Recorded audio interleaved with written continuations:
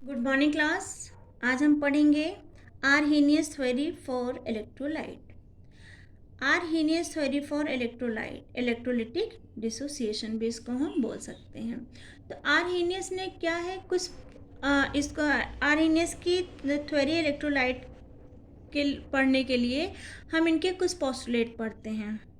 पहला पोस्टुलेट इनका क्या था कि जब किसी इलेक्ट्रोलाइट को वाटर में डिसॉल्व किया जाता है तो ये चार्ज पार्टिकल में टूट जाता है, जैसे पॉजिटिव और नेगेटिव में।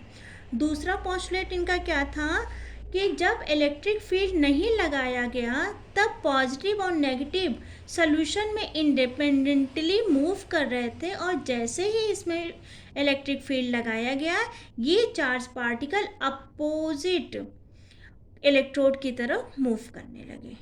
ठीक। तीसरा पोस्टुलेट इनका क्या था, इनमें जो पॉजिटिव और जो नेगेटिव चार्ज होता है इनके नंबर अलग अलग हो सकते हैं, लेकिन टोटल नेगेटिव चार्ज इक्वल होगा टोटल पॉजिटिव चार्ज के। जैसे हमारा A2B है, अगर ये डिसोसिएट हो रहा है तो 2A प्लस B2 माइनस, मतलब यहाँ 2 आयन है और यहाँ 1 आयन है, में टूट रहा है, लेकिन इनका जो टोटल होगा वो क्या होगा, इसके इक्वल होगा। ये आयंस भले ही अलग अलग हों, टूटने के बाद इनकी क्वांटिटी भले ही अलग अलग हो, लेकिन टोटल जो क्वांटिटी होगी वो इसके इक्वल होगी। फोर्थ पोस्टुलेट इनका क्या था कि अब ये ज़रूरी नहीं है कि जितना आपने इलेक्ट्रोलाइट यूज़ किया है वो सारा का सारा इलेक्ट्रोलाइट जो होता है प्योरली आयनाइज्ड हो जाए। ठीक है, मतलब कंप्लीट आयनाइजेशन नहीं होता।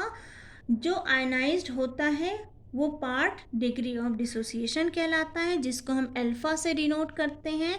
अल्फा इज इक्वल टू हो जाएगा number of dissociated ion upon total number of particles. Total कितने पार्टिकल्स है और उसमें से कितना डिसोसिएट हुआ है।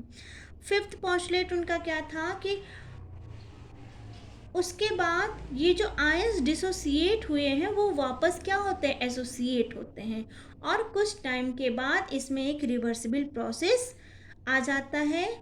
ठीक है, इस रिवर्सिबल प्रोसेस को हम इक्विलिब्रियम भी बोल सकते हैं। इसमें एक इक्विलिब्रियम आ जाता है। तो आई होप यहाँ तक के पोस्टुलेट आपको समझ में आए होंगे। सिक्स पोस्टुलेट इनका ये था कि जो इलेक्ट्रोलिटिक सॉल्यूशन की जो कॉलिगेटिव प्रॉपर्टी है वो इस नंबर ऑफ आयंस के ऊपर डिपेंड नहीं करती। मतलब जो इलेक्ट्रोलिटिक सॉल्यूशन की जो कॉलिगेटिव प्रॉपर्टी होती है वो नंबर ऑफ आयंस के ऊपर डिपेंड नहीं करती। इनके कुछ अजम्पशंस थे।